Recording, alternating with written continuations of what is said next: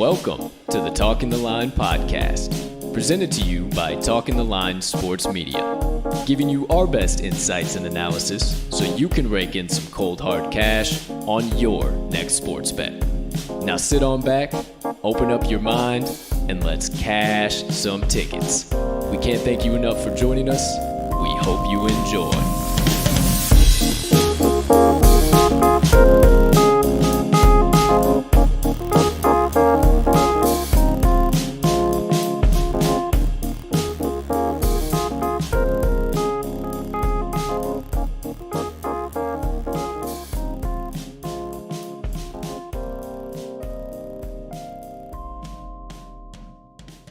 Good morning, good afternoon, good evening, ladies and gentlemen, degenerates and gamblers far and wide.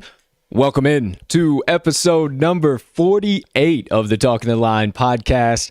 And hey, thank you so much for taking a few moments out of your day to come and kick it with the crew on this beautiful Monday of bets and on this beautiful Memorial Day. Before we get into anything, first things first, thank you to all the men and women of the armed forces. We thank you for fighting for our country and for our freedoms. You forever hold a special place in our heart. With that all being said, please take a few moments, and if you could be so kind, to smash that subscribe button on whatever platform you are currently ingesting the TTL podcast on, whether that be live on YouTube or the recording or the audio version on your favorite podcast directory. If you could be so kind and you also have a few minutes, go ahead and hit that like button, leave us a comment, leave us a rating, all that good stuff. We cannot tell you how much we appreciate it when you guys do. It only helps us make this bigger and better for all of you. And last but not least, if you're looking for more TTL Crew content, we have just the place for you to find it. Head on over to this episode's description where you can locate the TTL link tree. Within that link tree, you will find all of the TTL Crew's content so you can consume it however and whenever you please.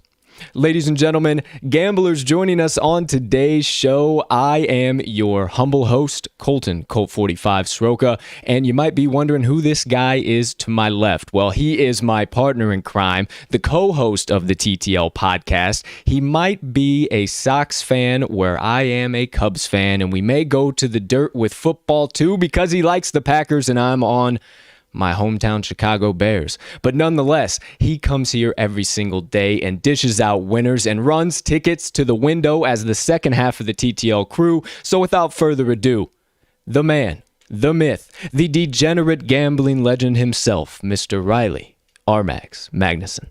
Partner, how you doing over there today, pal? My man, I am doing quite all right. It is a beautiful Memorial Day. You said it great yourself. Everyone holds a special place in our hearts, and I'm ready to rock some picks, rock some banter, and have a solid ass episode for these folks. Absolutely, I am right there with you. Wanted to get that right out of the way. I have service members in my family. Veterans of past, and it's always been something special to me, so wanted to just take a moment to say something about that. But boy, oh boy, we got a loaded episode on tap to get things started. You thought that just because you guys got Memorial Day off, kick back, maybe grill some weenies, drink a couple of cold ones, that we were going to do the same. Not a chance. We got tickets to cash, we got money to get, and we got winners to get to the window all day long. And we got burgers and dogs to cook in the evening. We got plenty of time. We'll get to that later while we're watching this afternoon and this evening's action. So you better believe we'll get on that right there with you. But we had to bring you the winners first. So for today, no recap. Obviously coming into Monday, we don't do anything on Sundays, but we do still give out picks on Twitter and full on the Action app. If you guys don't follow us there, make sure you follow us all on Twitter and then also on the Action app. I am at cash_with_Colt, and he is at RMags all caps. And then obviously we're at Talking the Line for the page. Today's episode, we got 2 picks coming from you, partner. 2 picks coming from me today. So 4 in total. Obviously, we got the Monday Madness Parlay coming back live this day's to kick off the week's special play paying out right over at 4-1 odds. So feeling real good about that, giving you the juice to start the week and ready to get that special play record back on the right track here, partner. And I feel we just have the three-legger to do it. Yeah, no question. Moneyline Dice, obviously making their usual episodic appearance, ladies and gentlemen. We got an MLB matchup for them to roll on. Actually, two teams that have really been stiffing us all year long. So we decided to let the dice tell us what they think is going to be the best play in that matchup. Outside of that, nothing else major to report on. Nothing else to deep dive into quite yet. We obviously got some good stuff from the weekend and this week upcoming to get into with today's Rants and Reactions. So make sure you stick around for the second half of today's episode to get all of our hot takes and latest news and what we think about it. But for now, cut all the nonsense, cut all the banter, cut all the drama that you could go to every other media outlet and get. You come and hang out with the TTL Sports Media crew for the stone cold locks, the hardcore analysis, and running tickets to the window all day long. So without further ado, I already told you what's coming. And if you're a regular, you know what's coming. But if you're new, you're about to find out. My man has the plays he's been thinking about since late last night. Came in this morning, barely had to do any research. He was so doggone confident about these plays this morning. He's got two coming at you. He's locked and loaded. So without further ado, it's time for RMags' best bets of the day. And as per usual, partner, you have the floor. Appreciate it, my man. Today I am taking two MLB plays out of the early and afternoon slates. First play coming at 12:05 p.m. Central Standard Time. I am taking the Rays money line. Tampa Bay Rays versus the Yankees. Rays money line. Rich Hill, left-hander versus Jameson Taillon, right-hander for the Yanks. We've mentioned him a couple times on this pod, but Rich Hill has been quietly one of the best pitchers in May. Over 5 starts, he holds a .91 ERA, including a 6 2/3, 3 hits, 0 earned run outing against the Yanks in a 9-1 win. Taillon, after allowing at least 3 earned run in 3 straight starts, had his best outing of the season over a week ago, allowing 0 runs in 5 innings. However, he has allowed 2 earned runs or less 3 other times on the season, and every time he has followed that up with at least 3 earned runs and a Yankees loss, partner. Rays are a decent righty hitting team on the season, hitting 235 batting average to 329 OBP and 5.64 runs per 9. Last 10, pretty similar numbers. 236 batting average, 359 OBP, 7.5 runs per 9. What I really like there, not so much the batting average, obviously, but the OBP and the runs per 9.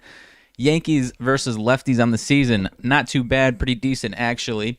However, last 5 games, hitting 200, 298 OBP and 3.29 runs per 9. So they've been cooling off against lefties as of late. Now, the Yankees are coming in cold to this series, partner. They were just swept by the lowly Detroit Tigers over the weekend, getting outscored 15-5 over the last 3 games, and are 1-5 over their last 6 overall, scoring over 2 only once in their only win. And that was against the Toronto Blue Jays, by the way. Rays have not cooled down despite losing their win streak last week. They have already started a new one, winning their last 4 games. They are 15-1 straight up over their last 16, easily the best team in May. They are 5-0 last 5 as a dog. They are 5-0 last 5 road games versus a team with a winning record. And they are 5-1 last 6 in New York, partner. I love the Rays today, and I love Rich Hill to stay hot. So that is my first play of the day. I'm right there with you. I absolutely love the old dog Hill. There's a lot of guys that are still against him, but I think the old lefty still has it in the tank against these New York Yankees that, like you said, have kind of cooled off against lefties here as of late. And after what we saw over the weekend against Detroit, I don't think that they're in any position to be facing a hot team like Tampa Bay, and I think you're getting them in the favorite spot just because of the brand name of the New York Yankees. Yeah, exactly. I was shocked to see him at plus money. I think at least this morning they were plus money. It might have flipped to maybe minus 105 or something like that. But yeah, Rich Hill, after a slow start to the season, he has been, I might even say that, like I said, one of the best in May. I might go ahead and say he's been the best in May, partner. Yeah, go right ahead because I'm right there with you, and I'll be right there with you riding the Tampa Bay Rays money line. So that's your first pick. What do you got for number 2, my man? All right, second play. This will be in the afternoon. We've got Red Sox versus Astros. I am taking the Astros first 5 money line. You've got Eduardo Rodriguez, lefty, for the Red Sox versus Jose Urquidy for the Astros. He is a right-hander. Rodriguez holds a 5.06 ERA and has been worse in May. This month he holds a 6.48 ERA, allowing at least 4 earned runs in 4 of his 5 starts. Only team that he held under that was the Orioles. Against Houston's core hitters, Altuve, Bregman, and Correa, those guys are a combined 10 for 21 against Rodriguez with 3 doubles and 2 home runs between the 3 of them. And these guys are excited to come to the park today, not to mention they're doing pretty well right now. Jose Urquidy, on the other hand, holds a 3.36 ERA in the season and has come on very strongly in May. Had a slower start to the season in April with his ERA above 4 for that month. However, those games were against good teams. Those games were against teams that are very familiar with him. He faced Oakland and Seattle twice each, teams within his division that he's seen plenty of times.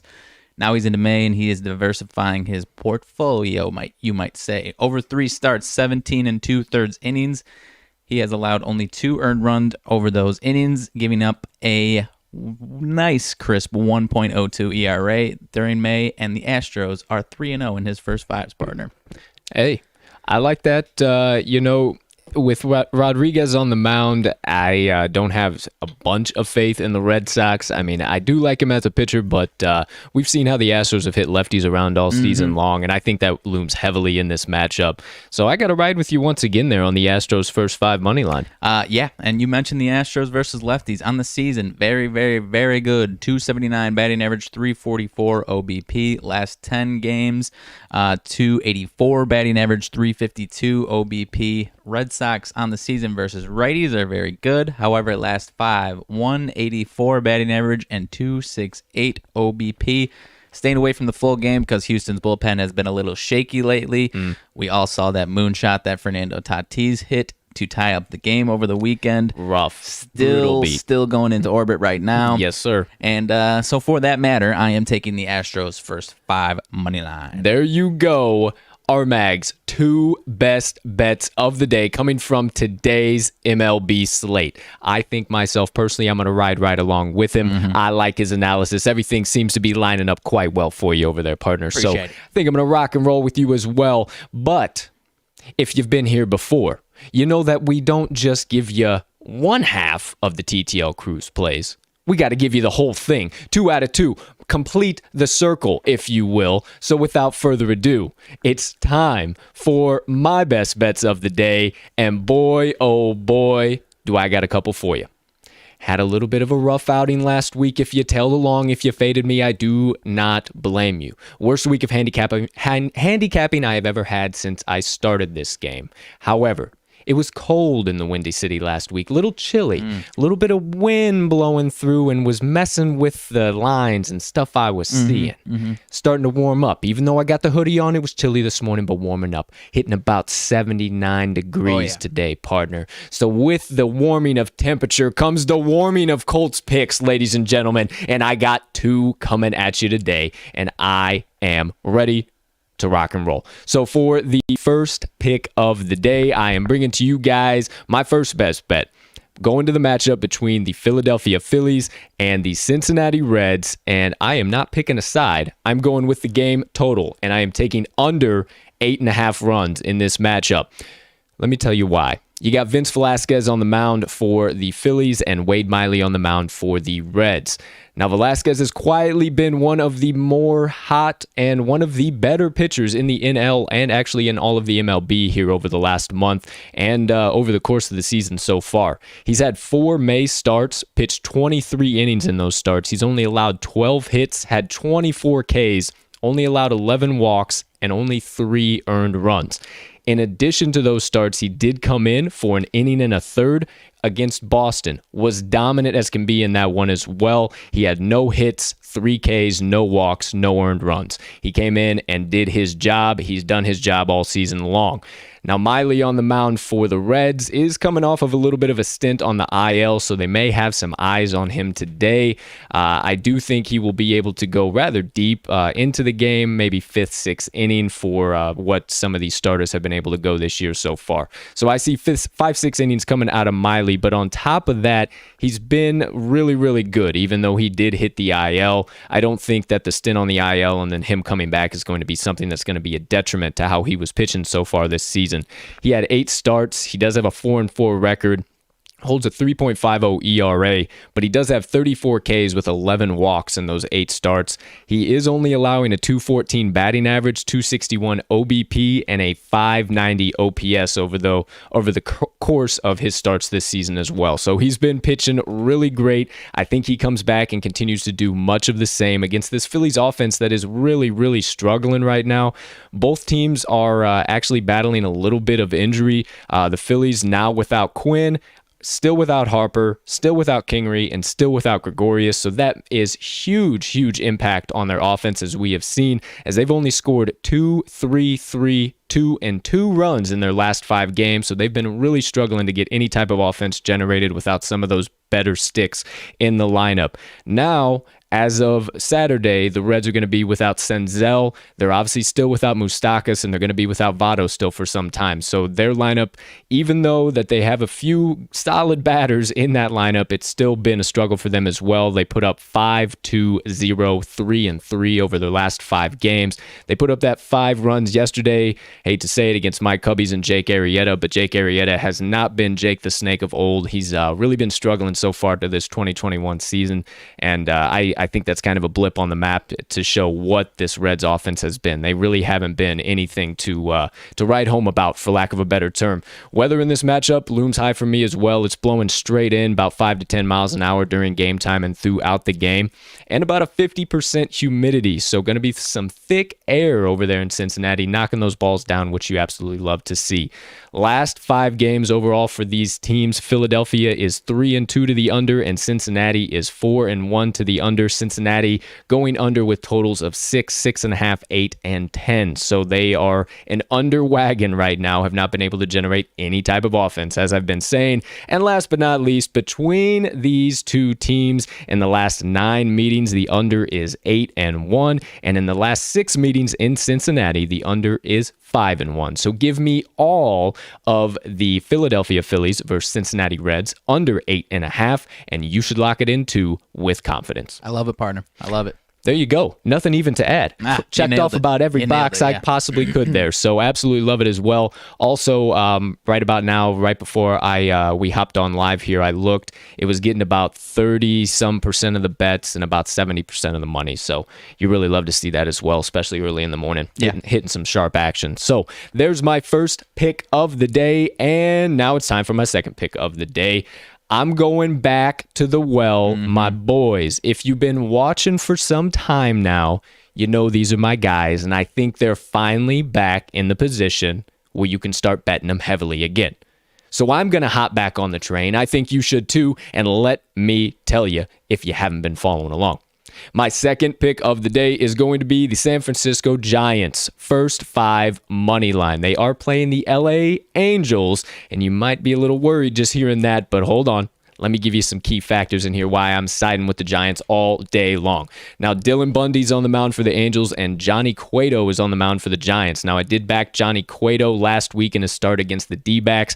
Boy, oh boy, was it rough. And we've seen it in the past. When Cueto gets into some of these spots where he comes out not dealing so hot, he gets into a rut, gives up some runs, they yank him in about the 4th inning. That was the exact case there for Cueto against the Diamondbacks. After those games, Cueto bounces back. It's Johnny Cueto. He's solid. He has the ability. He did a little bit of that IL stint, so I think he's still finding himself. But I think this Angels offense, they have been doing everything they possibly can to scrap together any runs without Mike Trout in the lineup, without some of those other key bats in the lineup. And it's only going to keep going for them for so long. Eventually, the train is going to run out with this offense. Their guys are going to get tired. They're playing once again here on no rest, and I think that looms heavily with Johnny Cueto, especially Johnny Cueto has pitched really well against the Angels in San Francisco in his career. So with that all being said, Cueto has had 7 starts this season, even though having that IL stint. He's pitched 37 and a third innings. He's got a 3-1 record, has a little bit of a rough 3.86 ERA. It would be down some more had he not had 2 rough outings so far this year, but he's been solid outside of that. 31 Ks with only 6 walks and only allowing a 314 OBP. If it wouldn't have been for that game with the Diamondbacks and blanket on the game before, there was another big game where he struggled, but that also take that off the map, and he has been lights out. Traditional classic Johnny Cueto. Now Bundy, struggling all year long, not somebody that I or you should be thinking about backing or putting your money on. He's had 9 starts this season, pitched 45 and 2/3 innings. He's got an 0-5 record, 6.50 ERA. He's got 48 Ks with 13 walks. Now this is the real kicker. He's allowing a 265 batting average, 318 OBP, and 810 OPS. He is letting batters rip the mess out of the ball when they are on the base paths with him, and he is actually allowed 9 home runs in those 9 starts this season. There's been some where we've had 0, but there's been more where he's had 2. So he's been giving up some good home runs. Now, why do I mention that? Because the Giants are the 3rd best team in the MLB, averaging 1.46 home runs per game. They are taking it deep. Now, why do I mention that as well? The weather, wind, blowing straight out to left center field at about 10 miles an hour. Pristine for this San Francisco Giants offense, and I just absolutely love them to take at least 1 or 2 balls deep here on Bundy, if not the LA Angels bullpen, which has been rather rough. Now, we'll get into that later because I do have a second pick coming out of this matchup, so I technically have 3. So, continuing on here, I love this even more because the Angels have won 1 game with Bundy, or won 1 game in the month of May with Bundy on the mound in his starts. They are 1-3 outside of that in his 4 starts in May. He has not pitched well for them, and he has given up some solid earned run in those outings. Now, with that being said, that 1 win was a 6-5 win against Oakland, where Bundy gave up 4 earned runs. So it's not like he pitched well in the win either. So he has been struggling. Once again, not somebody you should be backing and putting your money on. First 5 inning runs per game. San Francisco Giants still solid, 11th in the MLB, 2.68 average, and at home they average 2.24. The Angels 10th in the MLB, so they are a little better, but they are also averaging 2.68. So rankings mean nothing here, and they are averaging 2.35 away. Now, first 5 inning runs per game allowed is where I really hang my hat here with this analysis. The Giants, 2nd in the MLB, only allowing 1.68 first 5 runs per game, and they are only allowing 1.7 average at home. Angels, not so much the case. 29th in the MLB in first 5 inning runs allowed per game, averaging 2.92 allowed, and on the road averaging 3.3 run first 5 innings allowed. Inning runs allowed. They are giving them up on the road, and they are not able to stop opposing offenses from putting those runs up, and I don't think Dylan Bundy has any chance of doing that against a Giants team that is actually starting to heat back up again. Why I'm jumping back on the train, why I'm back on the track, and the Angels, as I said at the top, are starting to get to the end of that rope here with some of that offensive production without some of their all-stars in the lineup. Yeah. I like you said, this Giants offense got cooking this last weekend. I can't remember if they swept the Dodgers or if they took 2 out of 3, but their offense was rolling. And so they took 2 out of 3, I believe, but they were rolling against some great pitching too. Yeah, so I agree with you. I think Cueto's going to bounce back. Even if he doesn't, I think they touch up good old Bundy there. Bundy regardless. And the other thing I heard was that I might try and find a little someone to sprinkle a little home run prop action down on there. Yes, sir. Mr. Bundy. I think that is something that you really should key in on that matchup. I like that you mentioned that. Now, I did say somewhere in there that I got 2 plays coming out of this. So when I'm playing first 5 now, sometimes I like to play the first 5 and the full game. So I have confidence in both. I will be playing a full unit on the first 5 money line for the San Francisco Giants, and then a half unit on the full game money line for the San Francisco Giants. So those are my 2 picks coming out of there. One final thought why I'm so confident in the Giants to continue to roll here. The Angels, 2-8 last 10 meetings overall between these 2 teams, and 0-5 in the last 5 meetings in San Francisco. Give me all of the Giants' first 5 money line for a full unit and all of their money line for a half a unit. Lock it in at whatever the best current line you're finding it at on your favorite sportsbook. So there we have it. My 3 picks. Been saying 2. Forgot I was taking the other half unit. So there's my 3 picks of the day. Now, we don't just leave you with some straight plays. Get a little extra. We want to give you some juice. We want to make it a little fun, because we all like to sweat a little extra here, because sometimes these straight plays are no sweat, nice and easy. They're our best bets of the day, sometimes. With that being said, it's Monday. That means another parlay. And with you put those 2 things together, you get the Monday Madness Parlay. It's here. It's live. We got the cross-sport parlay back for you today. And partner, I said it at the top, but I am confident in this one. I did a little extra behind-the-scenes research for one of the plays here. So feeling real good. This week, this Monday, 3-legger.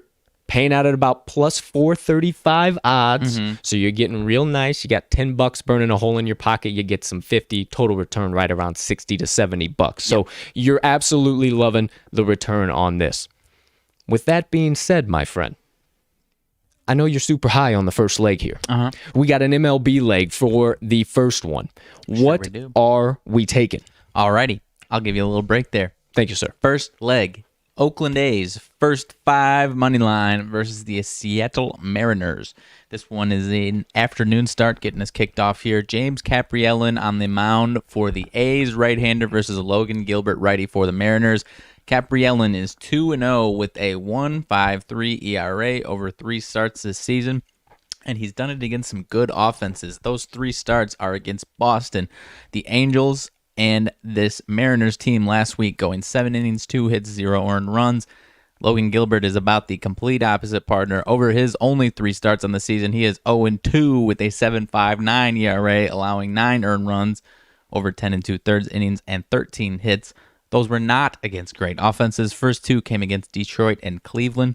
Oakland hits righties better than Seattle. Yes, sir. Seattle is hitting 210 batting average, 282 OBP versus righties on the season. Last 10 for Seattle, 198 batting average versus righties, 261 OBP. While Oakland's last 10 versus righties, 239 batting average, 332 OBP. Oakland right around the middle of the pack in first 5 runs and first 5 runs allowed, while Seattle is bottom 5 in both of those categories. So I like this to be a nice little 3-1, 4-2 type of a first 5 win for our A's here today. 150%. I'm right there with you. That's why we made it as the first leg. So, first leg, Oakland A's first 5 money line.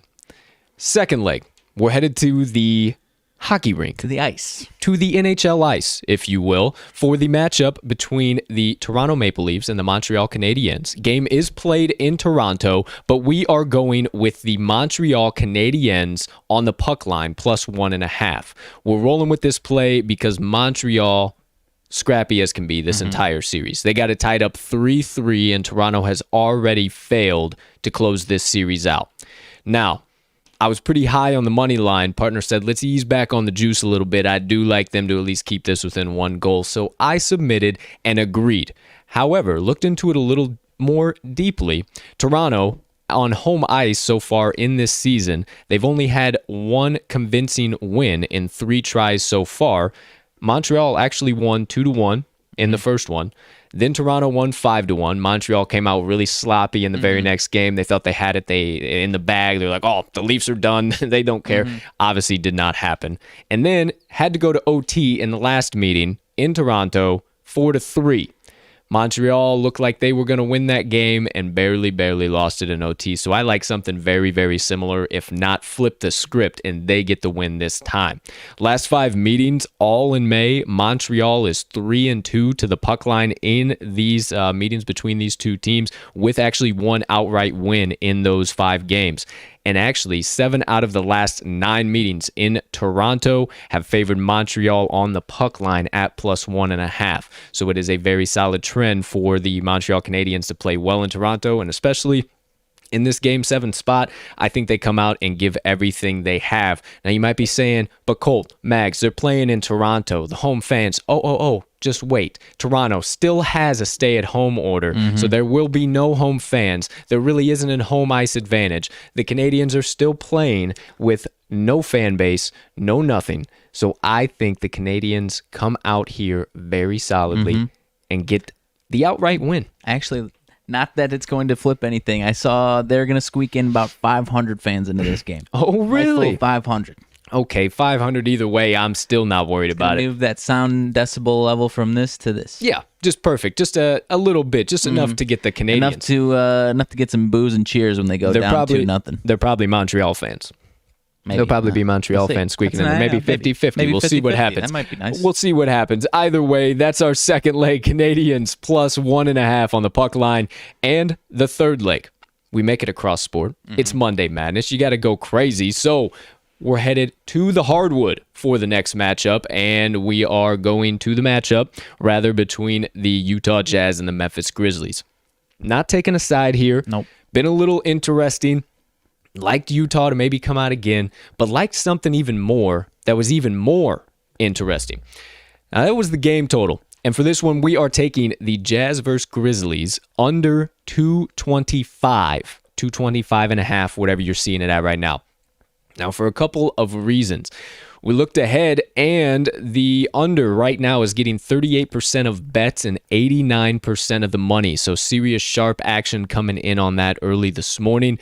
2 meetings in Memphis this season. The total was set at 225 and 225.5, and the under is 1-1 in those meetings. Now, the first meeting where it went under 225.5 was back on March 31st, and I think they're setting it the same because of public perception. Now, I will admit, I took a total in the Blazers versus the Nuggets game over the weekend. Exact same set total, almost the exact same situation. Said to myself, they absolutely blew through this total, no problem, the last time by 20 points. What are the bookmakers thinking? Keeping the same exact total, they're going to do the exact same thing again. To my demise, they hit the under by over double digits, and it was a convincing under, and I said, wow, that's what the bookmakers was doing. So today I looked at my partner and I said, not again, pal, not again. They're doing it, they're trying to do it, and I think this is going to be one of those tight games that's going to be one of those 111, 106 type deals.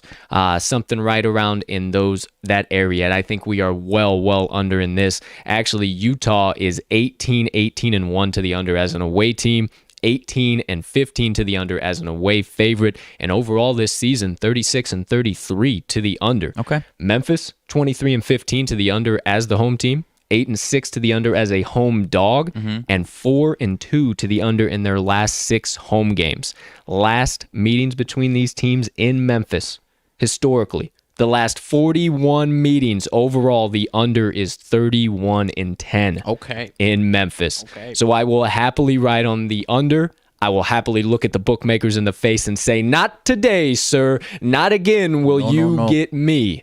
So opened at 225.5 as well, and it has already ticked down and lost the hook to 225. So I like that even more. Big money flowing in. Third leg, Utah Jazz versus Memphis Grizzlies, under 225. So there's the 3 legs. Monday Madness Parlay. Now, what if you didn't have your sportsbook app out and weren't able to smash one of those plays in while we were talking about them? What if you go all the way back to RMags Best Bets and you forgot exactly what the first play was? Well, we may or may not have your back. We got it. We got you. Of course we got your back. Let's get into the best bets of the day. Let's recap these bad boys. All right, folks, here we go. My kind partner, Riley White, makes his appearance and way to the stage for RMags, best bets of the day. We got the Rays money line and the Astros first 5 money line. My best bets of the day, taking 3. I got the Philadelphia Phillies versus Cincinnati Reds under 8.5. The Giants first 5 money line for a full unit, and the Giants full game money line for a half unit.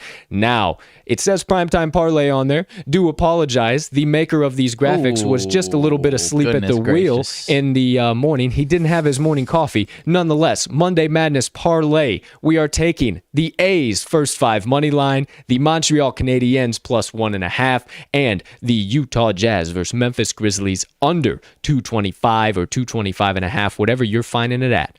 But at the end of the day, make sure you lock these in at whatever the best line you are currently finding them at on your favorite sportsbook. There you have it. You got RMags best bets of the day. You got my best bets of the day, and not the primetime parlay, rather the Monday Madness Parlay. They're ready, primed up for running to the window. We got plays starting here early in the afternoon and plays going all the way to the evening. So strap in, folks. It's going to be a full day of ticket cashing on this beautiful Memorial Day.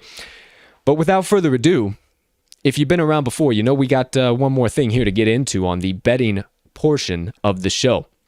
Down there at the bottom left, for those of you listening audio version, you will not see this, so come on over to YouTube. But down there at the bottom left, you will see the Moneyline Dice. Now, the Moneyline Dice took a bit of a skid. They were feeling the windy Chicago weather as well, but they are back on track. They are ready to rock and roll, and I looked at them first thing this morning, and the fresh paint was glistening. They were glistening. So without further ado, let's let them have the floor. Let's do it. And make their appearance. It's time for the Moneyline Dice roll of the day. And here they are. Once again, if you're listening podcast audio version, you will not see this. So please come over to YouTube to see the Moneyline Dice. But for those of you watching, Moneyline Dice have made their appearance. The handy travel bag, if you will. While I'm getting these bad boys out, just a friendly reminder, if you want your own Moneyline Dice or one of the other awesome merchandise products that they do have on their website, highly suggest you roll on over to that website. Actually made it easy for you. Episode's description, bottom link, Moneyline Dice website. Go on there, pick out whatever you want, get it in your cart, and when you go to check out, enter code TTL10, that is TTL10 at checkout, and you're going to get 10% off your first order. Actually went ahead and put the code in there as well in the description, both down at the bottom there and on for the podcast. So make sure you head over there if you've been wanting to get your own Moneyline Dice, get you a good discount, and get an awesome product that's going to last you for a while and last you forever, actually, your whole betting career, which with us degenerates never dies. Unless you got some dice that aren't treating you well, and then you throw them to the wind. But no, we would never do that to the dice. We would never do that to the dice. So they are back. They have made their appearance. It's time. It is time for the Moneyline Dice. Now, you may be wondering, what matchup are we rolling for today? Or if you read the description, you're probably actually not. So without further ado, today's Moneyline Dice roll is between the Washington Nationals and the Atlanta Braves. Yes. Now, let me tell you why. Partner and me have been getting absolutely destroyed by these two pitchers this season.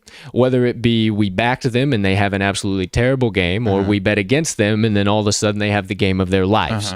We looked at it today, and we are not going to have any part of Joe Ross or Charlie Morton on our own backing. So we looked at the dice and we said, hey, you're going to have to take this one. You're going to have to let us know, because we got no clue and they've been burning us all year. But we know you, Dice. You know all. So without further ado, it's time for today's Moneyline Dice roll. Washington Nationals are the away team, and I do believe they are coming in as the underdog. Yes, sir. As they should against the Atlanta Braves, who are the home team. Yep, about plus 160 for the Nats. All right. So they have made their appearance on set. They are live. It is time for the first roll of the day. And if you ain't been around before, it is time for the home or away. Are we rolling with the Phillies, or are we rolling with the Braves? You said the Phillies, but we're taking The Nationals. Why do I always get the Phillies and the Nats confused? I don't know why I always say that. When I say that, I look at them and I don't get confused. That I know who the Phillies and the Nationals are, but when I say it, it's quite confusing. But cut the drama, cut the nonsense. Home or away? Here we go in 3, 2, 1. That is the away team. Nationals. The away team, Washington Nationals. Plus 163, or not some terrible odds for plus 1.5, about minus 130. Okay. So we don't have to eat too much chalk to get that plus 1.5. So will we be going money line, riding them outright, or will we be getting a 1.5 backing? Soon we will find out in 3, 2, 1. Nice little run line. Okay. So we're going to get the run line. Plus 1.5. So, partner, I do apologize. Mic headphone issue bumping there. Some stuff around here. I do certainly apologize. Right. I will show them. And if you got any filler action there, sure, go right ahead, pal. Yeah, so my partner mentioned these pitchers and how they've been cocking us around. Joe Ross on the season, first 2 starts, 0 earned runs allowed. We say, hey, Joe Ross looks like he might be a all-star candidate here. Nice little dice action there on the screen.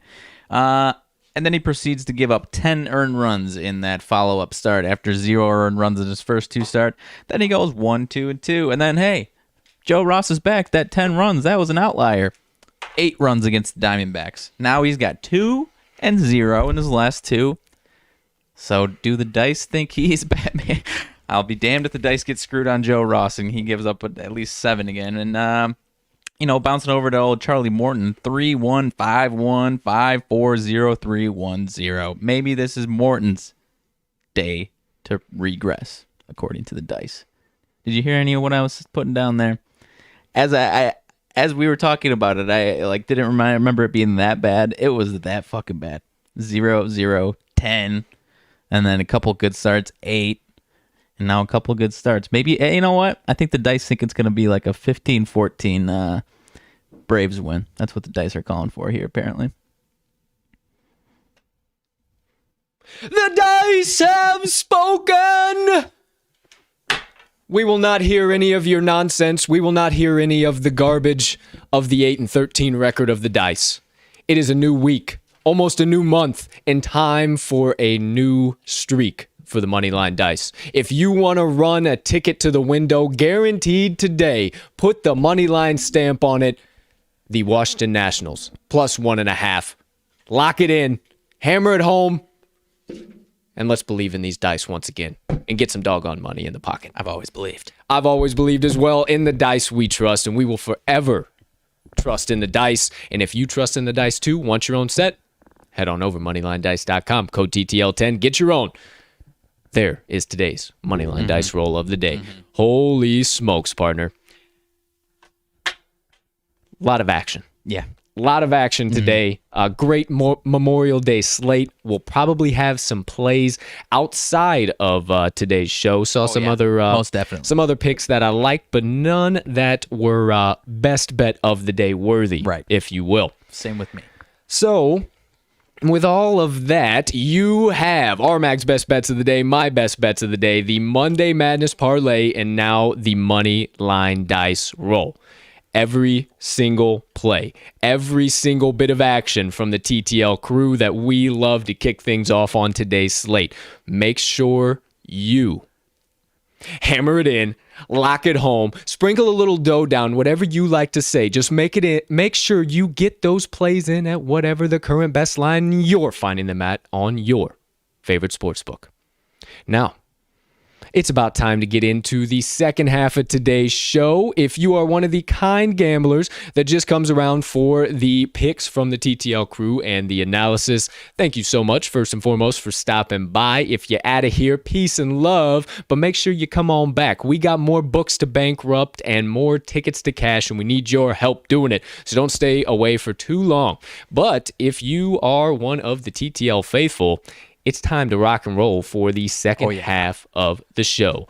Today's Rants and Reactions. It is live. It is time. Let me scooch my chair in here just a little bit, partner. Go for it. I had to sliding back on down. Had to have a little bit of extra working room there for the Moneyline Dice. So had quite the weekend of sports here, quite Sure the weekend of gambling, everything all across the board. So we got some solid stuff to get into. Let's start with some feel good. Okay. Before we dive deep into the nitty gritty, huh? So a little feel good here. Congratulations to Jason Kokrak. I think it's Kokrak. Kokrak. Jason Kokrak wins the Charles Schwab Challenge. Yeah, man. Jordan Spieth, I was watching that one. I had, this wasn't the only leg that busted, but my Sunday cross-board, I took Spieth over Kokrak. He was coming in as like a minus 225 to open the day yesterday, Spieth was, to win the tournament. I'm not sure exactly where Kokrak was, but if you backed Kokrak this weekend, even yesterday morning, you won a little dough. Spieth did not look good. It was ugly. Put it in the water on 18. I don't think that would have mattered. He was coming in one back, I believe, on that hole, so... Good for Kokrak. I'm not sure how many times he's won on the tour. He's not a big name, but he's solid golfer. So. No, not at all. I hadn't heard his name up there at the top for quite some time, right. And hey, take home the Charles Schwab. You never know. It's in some of these tournaments that aren't the huge, major, big things. Sometimes those guys squeak through the cracks. Yep. And hey, congratulations to Kokrak. He played excellent, and like you said, man, Spieth. What the hell happened? I mean, he couldn't putt, he couldn't chip, everything. He kind of got a case of the Tony Finau's. Right. Neither guy, I mean, Kokrak wasn't anything spectacular. I don't know if he was even on the day or +1. I can't remember. But I mean, both those guys came in with like a 5-6 shot lead on the rest of the pack. So it was basically just those two guys. But yeah, Spieth, I can't really do too much putting it in on the water on 18 there. No, not a clue. Not what you want. No, but speaking of can't really do too much, all of us can't really do too much in this situation, but we do have a lot of opinions as to where this man might be going. And what am I talking about? Julio Jones. NFL news, rumors, what the heck's going on? Right. Now all of a sudden he might be going to the Seattle Seahawks. What's the deal? Where do you think this guy goes, partner? I don't think he's going to NFC. I feel like, especially a team like the Seahawks, that could really, I don't know if that would put them over the edge, but that would obviously be a massive piece for Seattle. I have my own, it's not going to happen, but obviously Julio to the Packers would tickle my fancy, but I don't think that's looking at the Packers on your screen right there. I may or may not be, but I think he's going AFC, man. I would be shocked if they trade him anywhere in the NFC unless they give him a boatload for him. But that contract is going to be tough to trade. So, if you didn't say on live television, I'm out of here, man, I would probably say, I don't think they're going to get rid of him. I think they're going to hold on to him. Yeah. But if he's not coming around, he's not coming around. So I'm guessing AFC. Yeah, I would have to agree with you too. When a lot of these big name guys do end up getting traded, teams that they played for that they might potentially have to play against, they're not going to trade them to those teams. They don't want him anywhere near them. They don't want to have to deal with that. I mean, they know the caliber of Julio Jones in Atlanta. Per a lot of people, Atlanta was not happy at all about what happened with Shannon Sharp and Undisputed.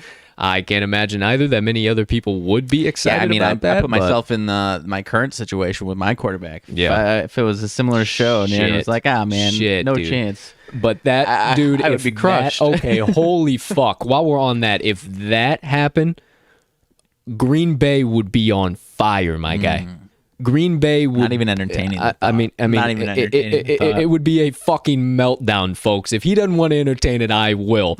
If Shannon Sharp, let's say Skip Bayless, or if Kenny Mayne gives Aaron Rodgers a call out of nowhere. I just love to spin down rabbit holes with Aaron Rodgers. Like Kenny Mayne's gonna get a gotcha on Aaron Rodgers. Hey, things can fucking happen, folks. Things can happen. Hey, last we heard, Kenny Maynes doesn't like Aaron Rodgers. Oh yeah. He said, "Fuck you, Aaron Rodgers." That's the last thing we heard. So exactly. per television, live television, I got to get this guy going any chance I can with a little bit of Packers jam. But I mean, back to Julio. You got AJ Brown making TikToks trying to persuade Julio to come, and that's what drives me crazy about this current. The NFL's. Or the players are trying to be a lot more like the NBA, where in the NBA, if you say you want out, you're basically out of there. Look, I mean, there's the last 5 years, there's a lot of history of it.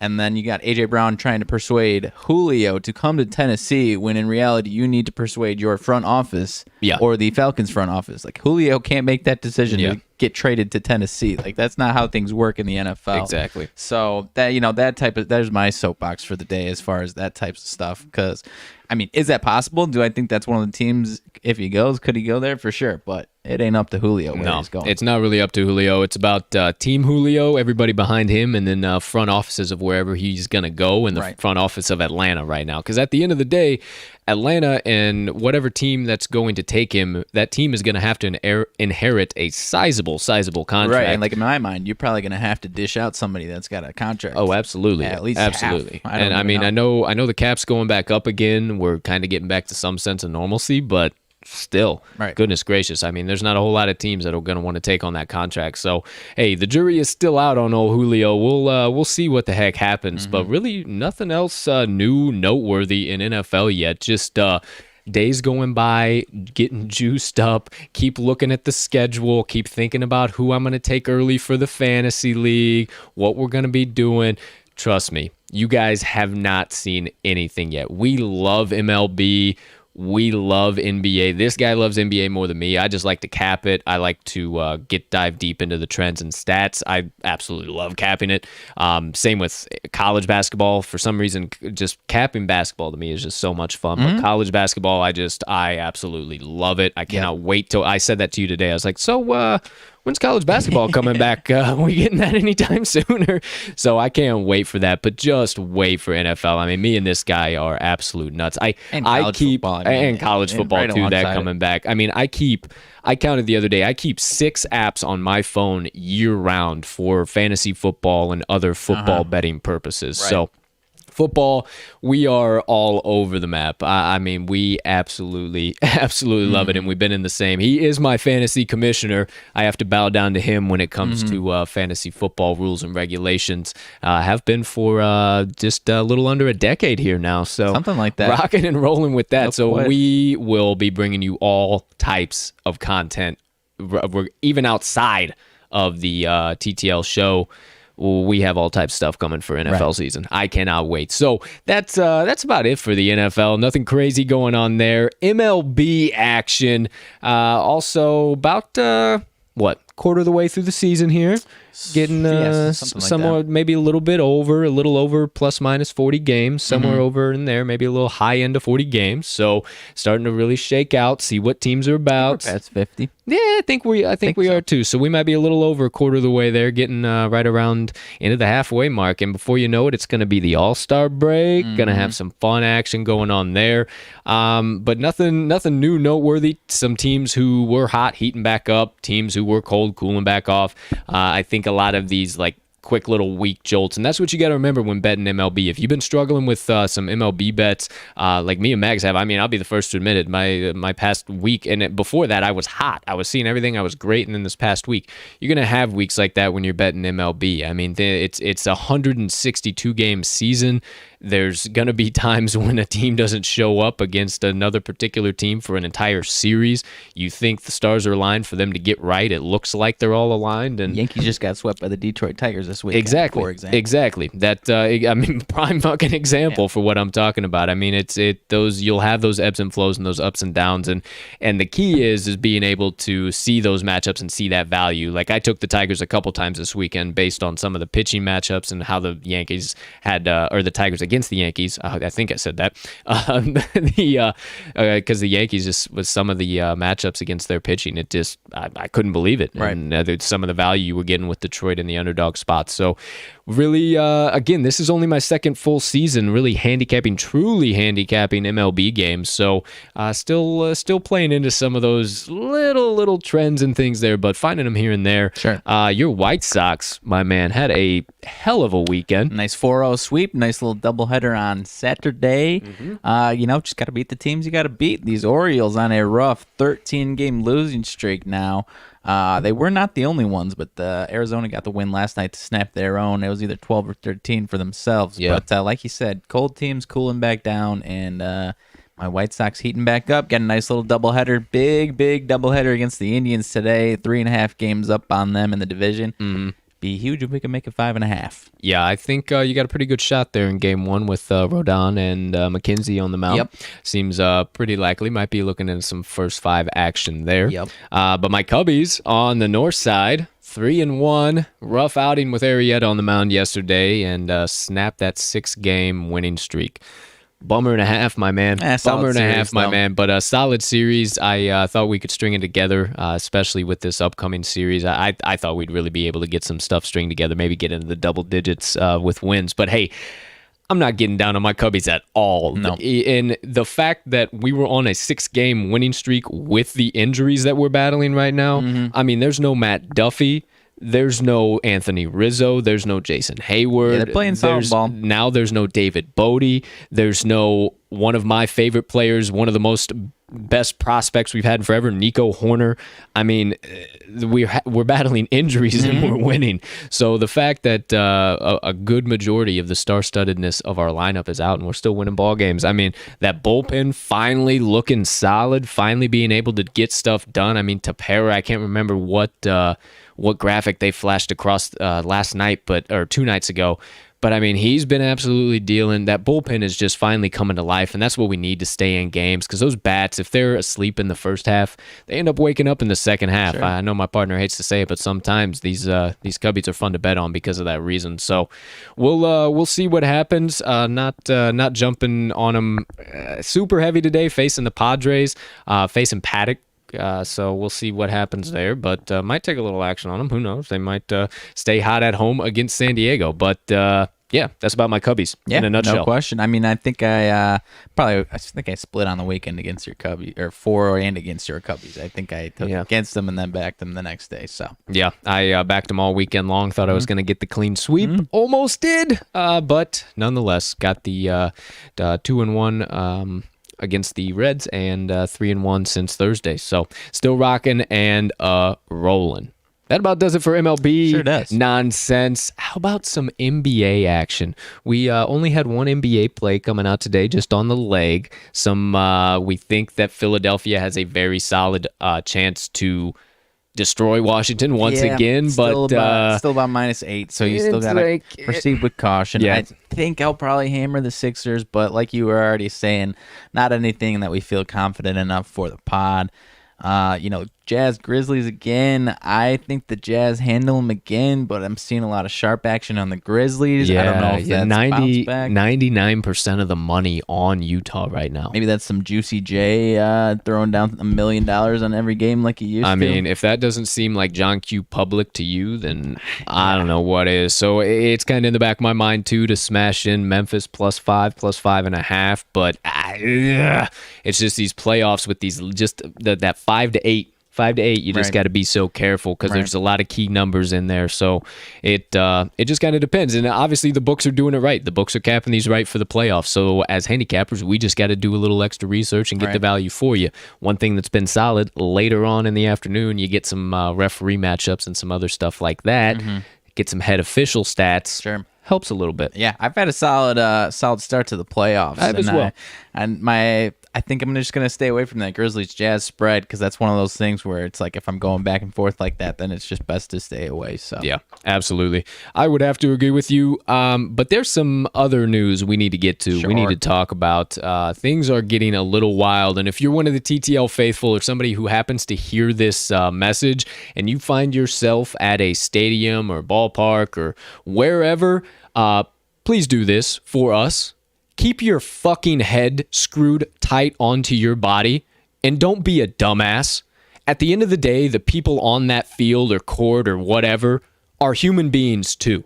They're not just some fucking circus animals that you get to watch parade around for your enjoyment, and then because they do something that you don't like, you get to abuse them in certain ways. Now, I know everybody's going to be talking about this and has been talking about this, but this is getting ridiculous. The fact that we're seeing all these fights in the stadiums, the fact that we're seeing fans spit onto players, at the end of that's the most disrespectful thing in my book. I mean, you forcefully put some of your bodily fluid onto another human being. That tops the cake for me. I don't care what you're doing, what you're a fan of. And then last night, you have a Celtics fan throwing a full bottle of water at Kyrie Irving's head, barely misses him, and Kyrie doesn't even notice it because he was just so hyped up.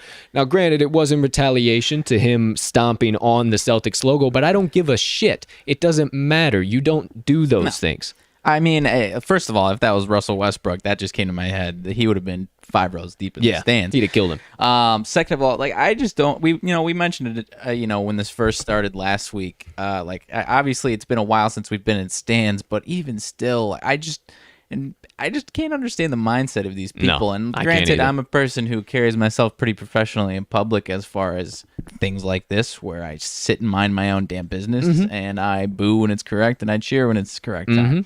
And that's about it. So I cannot even fathom the mindset to think that it's okay to wind yourself up and throw shit onto these players. I just don't get it. Let alone spit on them, man. I mean, I don't get the rationale, man. Anything at all. Are you just that privileged? I mean, there are dudes that are in the first, 10 rows of these sections, in a playoff game. So obviously they've got some money to their name, but Hey, if you can find out that the player on the court gave his entire third grade class chicken pox and just jab him with that player will have more respect for you at the end of the day. And I know that's like such a far off example, but that's how some of the that's like how some of the best hecklers get it. You know what I'm saying? Like, that's how random I wanted it to be, because you can get like that, and players respect that. Right? Players respect the shit talk. You see it on the court. It is what it is. That's part of the game for the real dogs of the game, not the softies of the game. Fuck you, but I'm gonna fuck you back. Like Trae Young, basically. Like Trae Young's balding. All right, I'll see you in the A. Comes back and they smoke him in 2 straight games in Atlanta. So. Exactly, 150%. So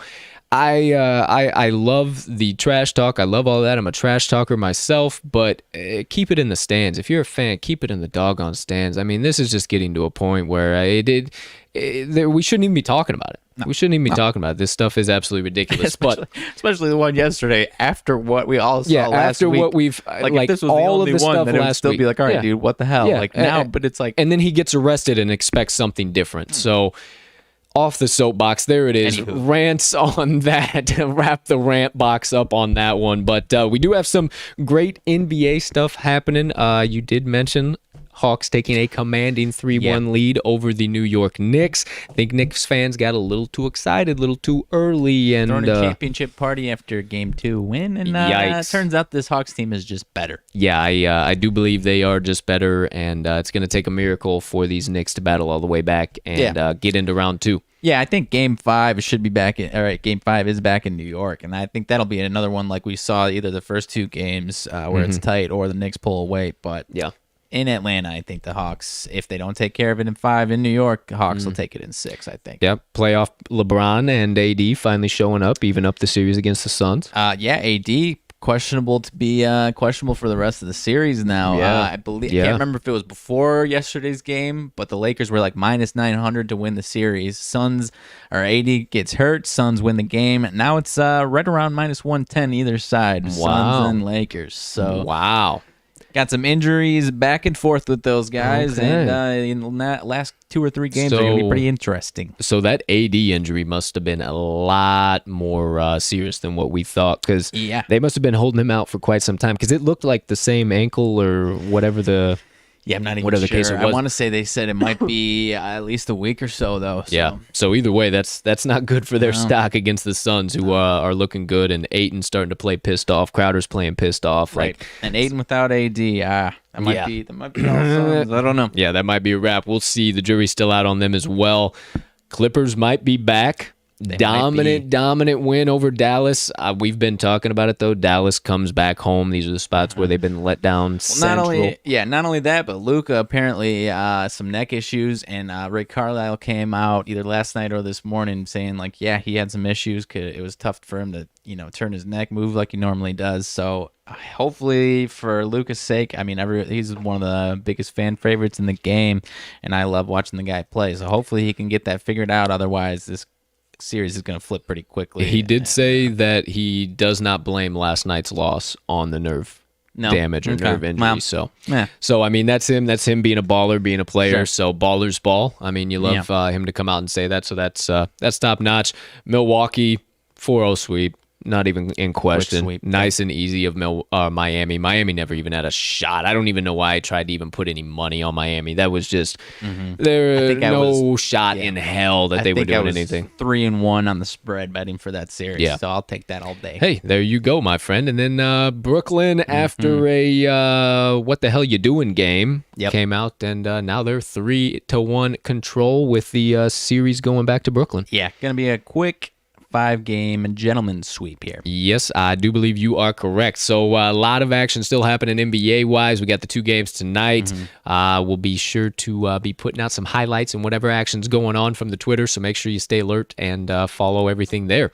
NHL action moving right along. Second round, the Colorado Avalanche have been sitting, waiting for who they were going to get to play. They find out it's Vegas. Vegas comes in, and they destroy them. Yeah, smash them. Destroy them. 7-1, I do believe. Something like that. Not pretty. Absolute crushing of the Golden Knights. Yeah, not pretty. I did not watch that one, but if I did, it would have been a quick one to turn off. So yeah, it wasn't solid at all. The other matchup yesterday, the Hurricane and the Lightning. That one was a good one. I took the Hurricane. I thought home ice advantage would play large for them.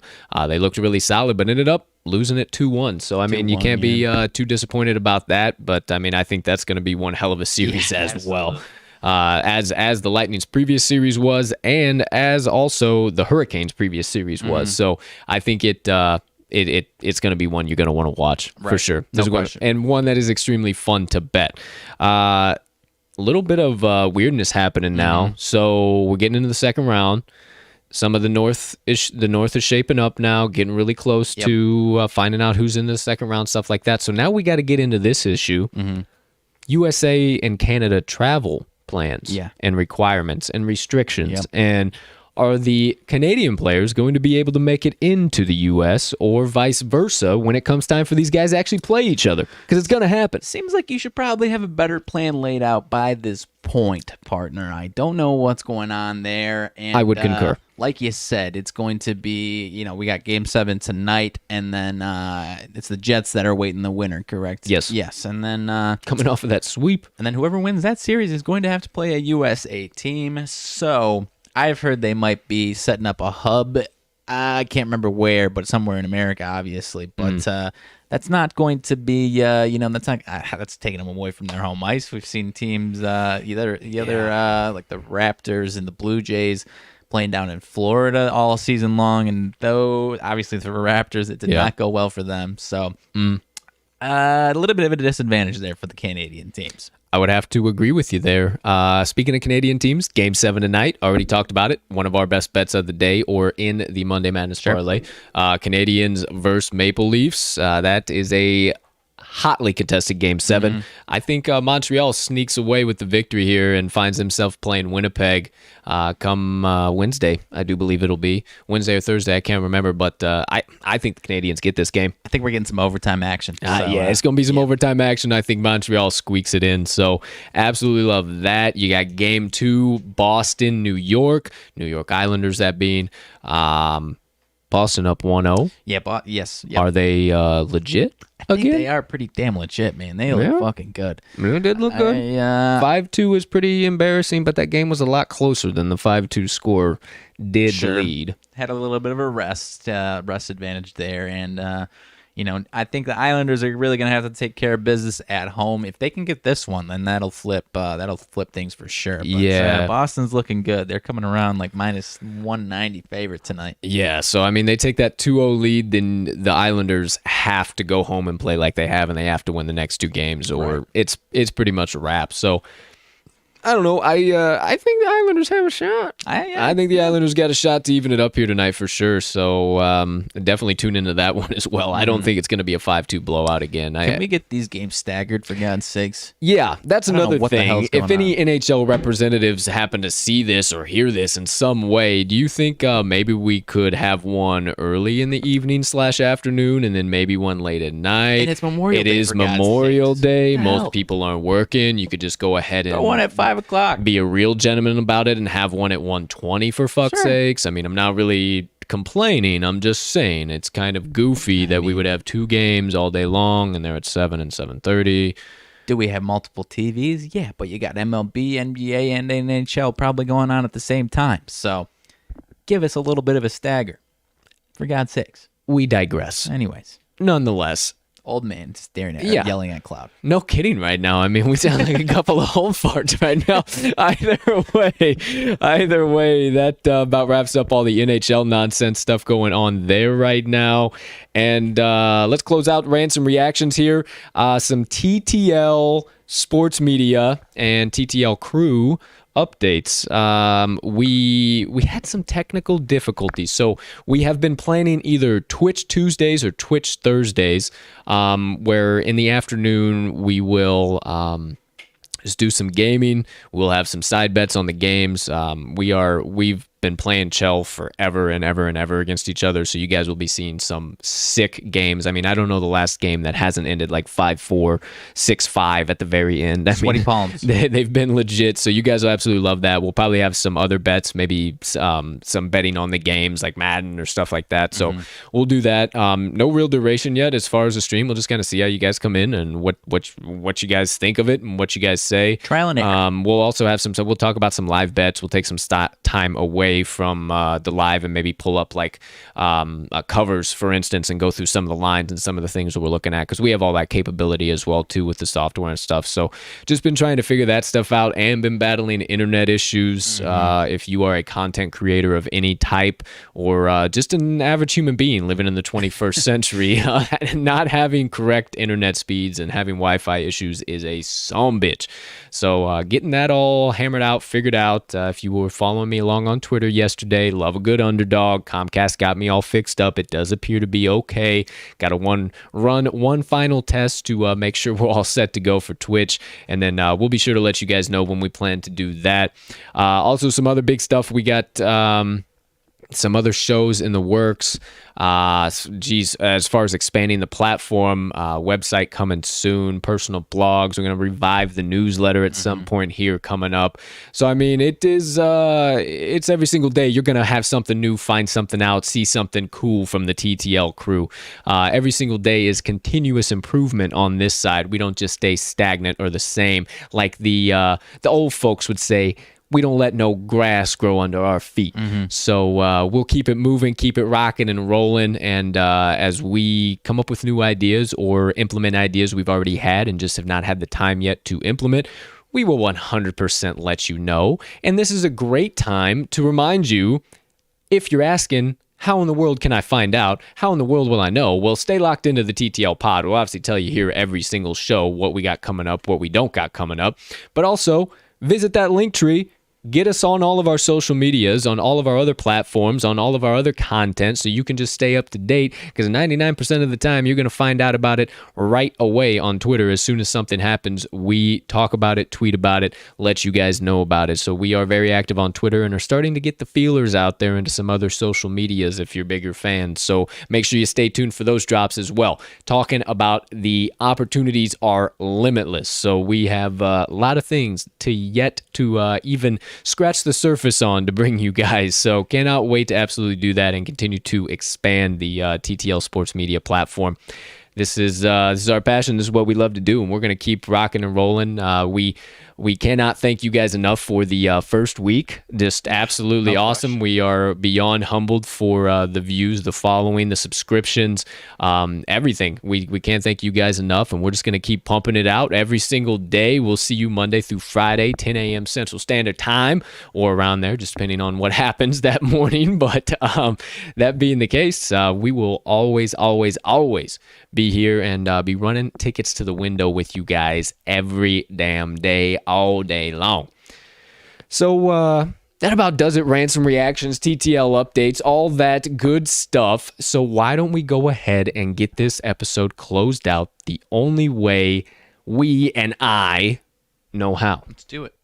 How about little Colts motivation minutes. Colts motivation minutes for you here. Can't even say my own doggone name today.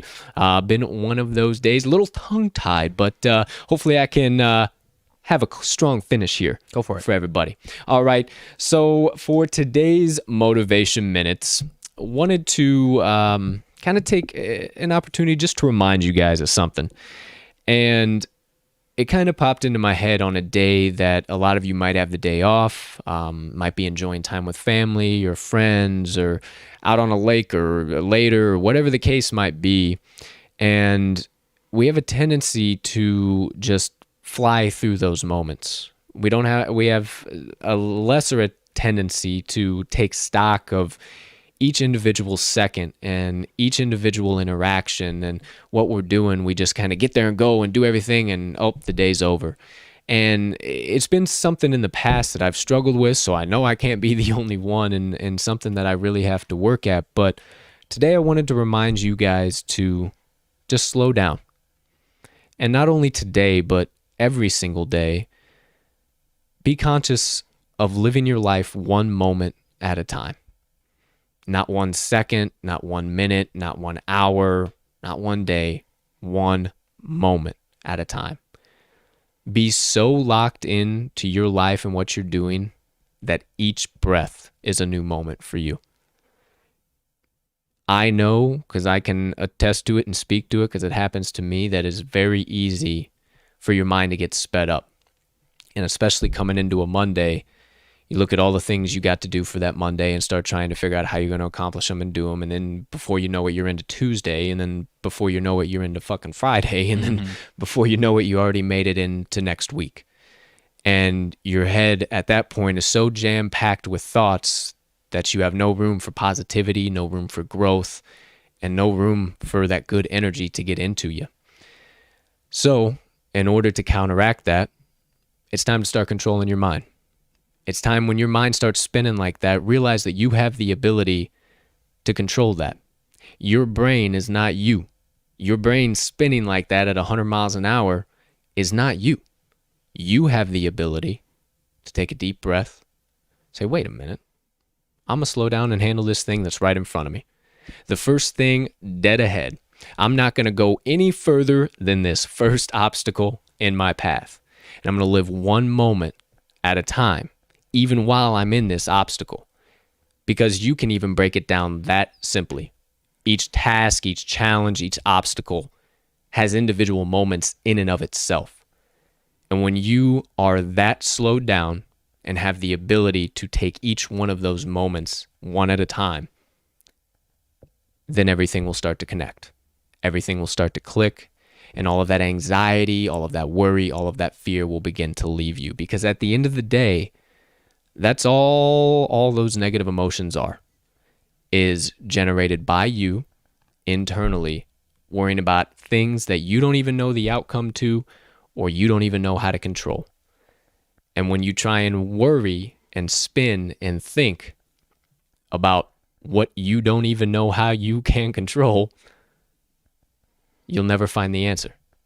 There is no answer to things you can't control. So stop wasting your energy and your time and your hard-earned thought on things that you will never find the answer to. Take some time today to slow down while you got some extra time on a day off, on a day where you can catch your breath a little bit.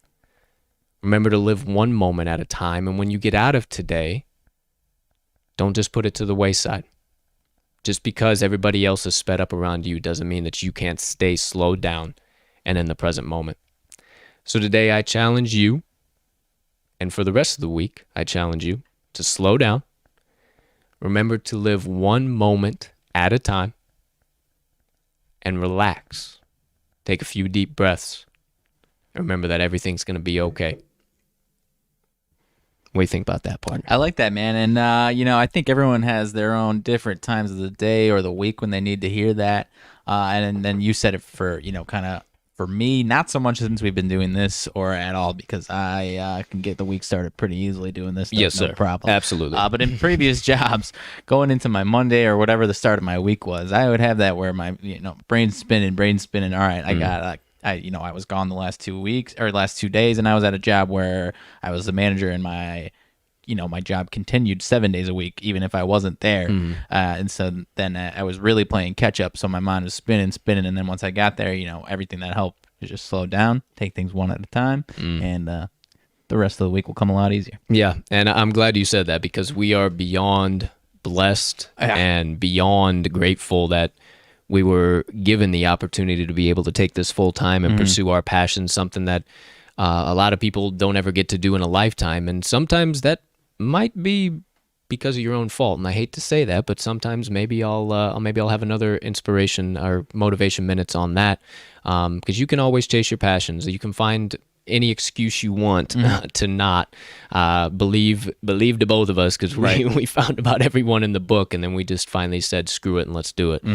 But yeah, it is very, very powerful. What you said, it's so easy to, especially when you're stuck in the daily monotony, and unfortunately for a lot of people's career, that job continues 7 days a week and they never have the opportunity to unplug. Right. And for me, if I didn't slow down, chances are my problems that started on Monday were still going to be those same problems sitting there, because my mind was spinning too hard to take care of them by the end of the week. And they were still sitting there at the end of the week and still sitting there that following Monday.